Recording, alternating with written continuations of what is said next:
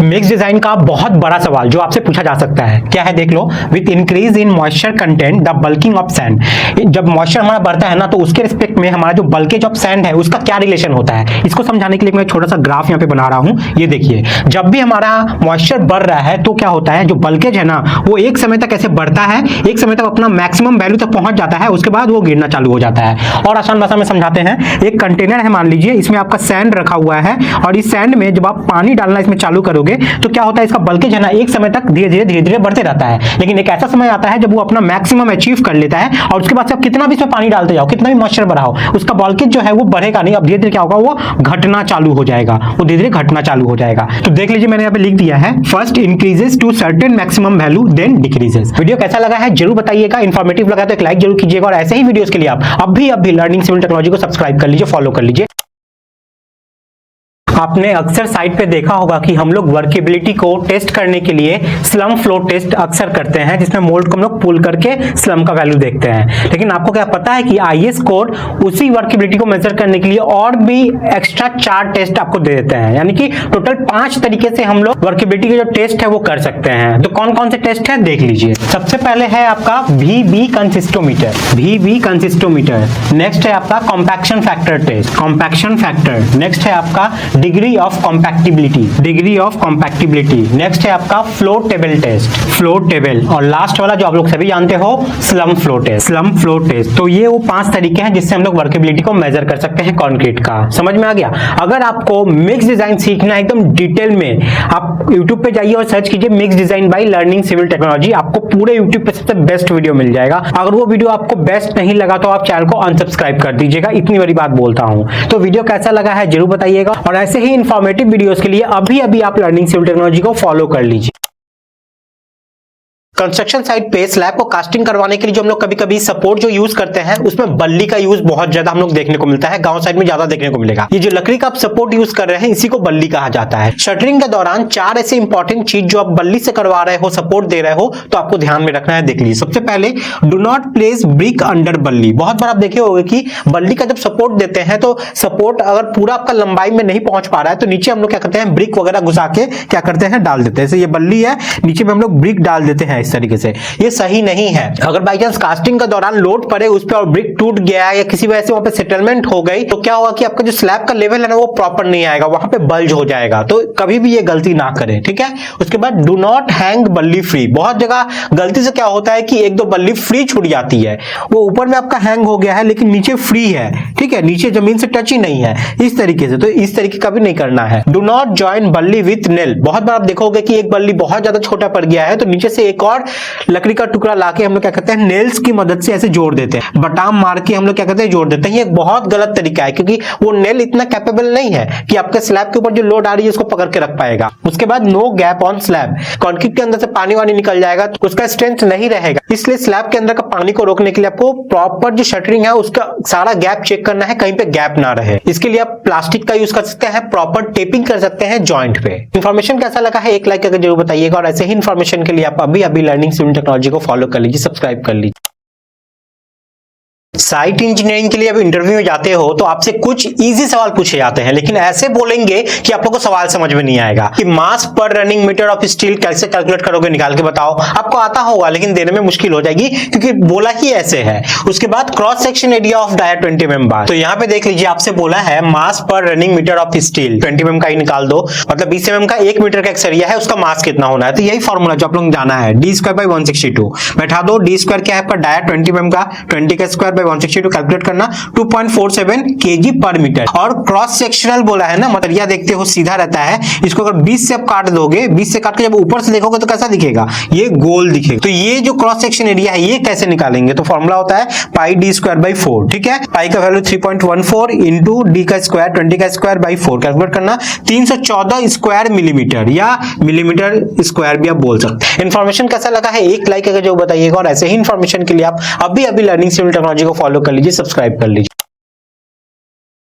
कोई बड़ी कंपनी में इंटरव्यू में बैठते हो ना, तो वहां पे एक सवाल पूछा जा सकता है कि जो स्प्लाइसिंग मेथड्स होती है, स्प्लाइसिंग का मतलब क्या, दो बार को आपस में लैप करने का। अब एक सरिया तो एकदम अनगिनत इन्फिनिटी लंबा तो नहीं है, कहीं ना कहीं तो जाकर खत्म होता है, यानी कि 12 मीटर का एक सरिया होता है। अब जहां पे 12 मीटर से ज्यादा लंबा हम लोग को सरिया लगने वाला है, जैसे कोई स्लैब हो गया, कंटिन्यू लग जाता है ना, तो वहां पे क्या करेंगे, एक बार को लाके दूसरा बार से ऐसे क्या करते हैं, लैप करते हैं। ठीक है, तो ये जो लैप हम लोग करेंगे ना, ये लैप करने के मेथड्स कितने हैं। पहला तरीका आपका होता है लैपिंग का, जिसमें आप दो सरिये को लाते हो और बाइंडिंग वायर की मदद से आप बांध देते हो, ये आपका लैपिंग हो गया। ठीक है, दूसरा होता है वेल्डिंग। हर तरीके का वेल्डिंग नहीं चलेगा, वेल्डिंग जीपीडब्ल्यू होना चाहिए, जीपीडब्ल्यू गैस प्रेशर वेल्डिंग। ठीक है, उसके बाद मैकेनिकल कपलर, जो कपलर हम लोग यूज करते हैं उसका। अगर आपको इसके बारे में डिटेल जानना है, किसका कॉस्टिंग कितना ज्यादा आता है, कॉस्टिंग कंपैरिजन करके मैंने डिटेल वीडियो बनाया हुआ है, यूट्यूब पे जाइए, सर्च कीजिए कॉस्टिंग ऑफ लैपिंग, वेल्डिंग और coupler by learning civil technology, आपको बेस्ट वीडियो मिल जाएगी। ये इन्फॉर्मेशन कैसा लगा है, एक लाइक करके जरूर बताइएगा, और ऐसे ही इन्फॉर्मेशन के लिए आप अभी लर्निंग सिविल टेक्नोलॉजी को फॉलो कर लीजिए, सब्सक्राइब कर लीजिए।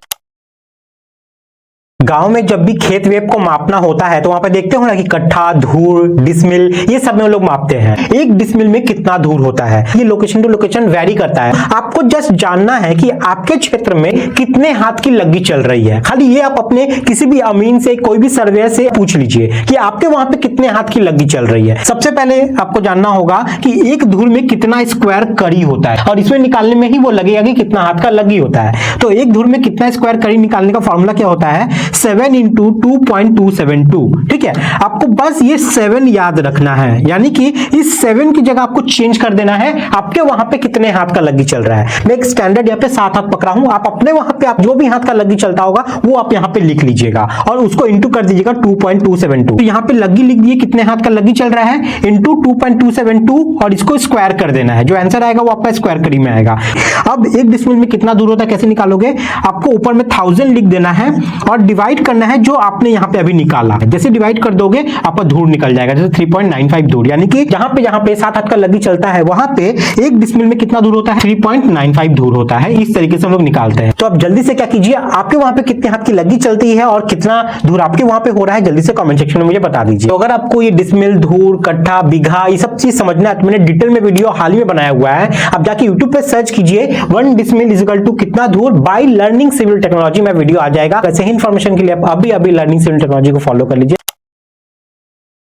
जो IS 1200 मेरा है ना, उसमें अलग अलग वर्क का हम लोग को मोड ऑफ मेजरमेंट दिया गया है कि अर्थ वर्क का काम करवा रहे हो तो उसको किस यूनिट में आप मेजर करोगे, जनरल कंडीशन में, जब तक आपको कुछ बताया ना जाए। तो पार्ट 5 तक मैंने कवर किया है। पार्ट 1 में आपका अर्थ वर्क है, इसको आप किस यूनिट में मेजरमेंट करोगे जब तक आपको कोई अलग से इंस्ट्रक्शन ना मिला हो। एज पर IS कोड अगर हो तो आपका होता है क्यूबिक मीटर में, कॉन्क्रीट वर्क को क्यूबिक मीटर में। ठीक है, IS कोड में ही दिया हुआ है। ब्रिक वर्क को किस में मेजर करना है, क्यूबिक मीटर में। स्टोन मशीनरी को क्यूबिक मीटर में। लेकिन स्टोन मशीनरी जब वॉल्यूमेट्रिक आता है तो क्यूबिक मीटर में। अगर फेस वैल्यू को अगर देखना है तो वहां पे आपका स्क्वायर मीटर भी हो जाएगा। फॉर्म वर्क जो शटरिंग होती है ये हमारा होता है स्क्वायर मीटर में। उसके बाद वो पट्टी उट्टी है वो सब रनिंग मीटर में लेते हैं, वो अलग केस है। जनरल कंडीशन में सबसे पहले आपका ये स्क्वायर मीटर, क्यूबिक मीटर, ये सब आएगा। ये सब कहां पे है, सब क्लॉज में दिया हुआ है, मैं क्लॉज लिख देता हूं। अर्थवर्क का 4.1, कॉन्क्रीट का 4.1.2, ब्रिक वर्क का 4.1, स्टोन का 4.1, फॉर्म वर्क का 6.1 क्लॉज में। इन्फॉर्मेशन कैसा लगा है एक लाइक करके जरूर बताइएगा, और ऐसे ही इन्फॉर्मेशन के लिए आप अभी लर्निंग सिविल टेक्नोलॉजी को फॉलो कर लीजिए, सब्सक्राइब कर लीजिए। AC ब्लॉक एक्चुअली में इसका यूज क्यों करते हैं पता है आपको, ये कॉस्ट बहुत ज्यादा कमा देता है आपके स्ट्रक्चर का। जैसे ये मान लीजिए एक बिल्डिंग है, बिल्डिंग में ये पिलर हो गया, ये बीम हो गया। अब ये बीम के ऊपर में ही तो आपका यहाँ पे ब्रिक वर्क आने वाला है, और जब हम लोग ये बीम को डिजाइन करेंगे आपको कंसीडर करना होगा ये ब्रिक का लोड भी। अगर ये ब्रिक आपका रेड ब्रिक है तो रेड ब्रिक तो थोड़ा भारी होता है, तब हम लोग को कंसीडर करना होगा उस रेड ब्रिक का पूरा भारी वेट को। और जब भारी वेट आएगा, लोड ज्यादा आ रहा है, तो हम लोग को बीम को यहाँ पे मजबूत करना होगा। बीम को मजबूत कैसे करोगे, सरिया ज्यादा डालना होगा, उसका ग्रेड ऑफ कॉन्क्रीट बढ़ाना होगा, इस तरीके से कॉस्ट बढ़ जाएगा। और वहीं पे अगर हम लोग रेड ब्रिक की जगह यहाँ पे AC ब्लॉक को यूज करें तो उसका वेट कम होने की वजह से क्या है ना कि हम लोग को इस बीम को उतना ज्यादा मजबूत नहीं बनाना है जितना बनाना चाहिए था रेड ब्रिक के लिए। तो इसका फुल फॉर्म होता है आपका autoclaved aerated concrete block. Autoclaved में क्या है, ऑटोक्लेव है। ऑटोक्लेव एक टाइप का इंस्ट्रूमेंट होता है जो कि इंडस्ट्रियल फैक्ट्री में यूज किया जाता है। उसी ऑटोक्लेव में इस ब्लॉक को बनाया जाता है। एरेटेड मतलब इसके अंदर एयर पॉकेट्स होते हैं जो कि हवा अंदर में रखते हैं, जो कि एक बैरियर बनता है बाहर के टेम्परेचर से अंदर के टेम्परेचर में, और टेम्परेचर को मेंटेन रखता है। और कॉन्क्रीट का ब्लॉक है तो कॉन्क्रीट ब्लॉक।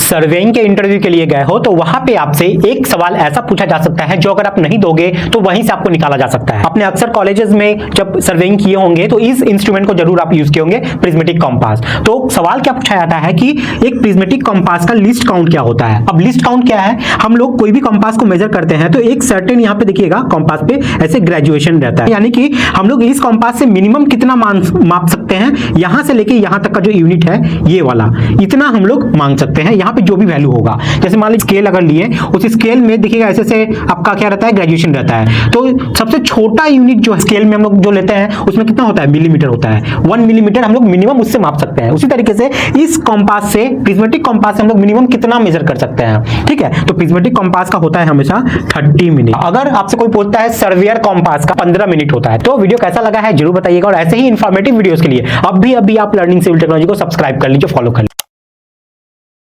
मुझसे एक बार इंटरव्यू में पूछा गया था कि आप बताइए कि यूके गैलन को अगर आप लीटर में कन्वर्ट करोगे तो कितना आएगा। अगर ये सब चीज आपको पता नहीं है ना, छोटी छोटी चीजें इंटरव्यू में पूछ दी जाती है और जो स्किल सेट है ना वो इंटरव्यूअर वहीं पर समझ जाता है। तो ये छोटा सा चीज है, भले आपको बड़ा बड़ा चीज आ जाता है, लेकिन छोटा चीज अगर आपको नहीं पता तो प्रॉब्लम फेस कर सकते हो। तो सबसे पहला देखिए, एज पर यूके गैलन कितना लीटर होता है, तो ऑलवेज याद रखिएगा ये 4.54 लीटर। जब भी आप लोग कन्वर्जन कर रहे हैं यूके गैलन से लीटर में जाने के लिए, तो आप लोग को ये यूनिट से मल्टीप्लाई कर देना होगा, वो लीटर में बदल जाएगा। और वहीं पे अगर आपको यूएस गैलन से लीटर में जाना है तो 3.78 लीटर होता है। मतलब एक यूएस गैलन में इतना लीटर, 10 में कितना होगा इससे मल्टीप्लाई कर दोगे, ठीक है। अब वही अगर लीटर में दिया है, आपको यूएस गैलन में कन्वर्ट करना है तो आपको डिवाइड करना पड़ेगा इसी वैल्यू से। तो यूनिट कन्वर्जन का वीडियो अगर आपको जानना है, मैंने 25, 30, 35, 50 बहुत सारे यूनिट कन्वर्जन पे आप लोग को वीडियो बनाकर दिया हुआ है। आप जाकर सर्च कीजिए unit conversion by learning civil technology, आपको वीडियो मिल जाएगी यूट्यूब पे।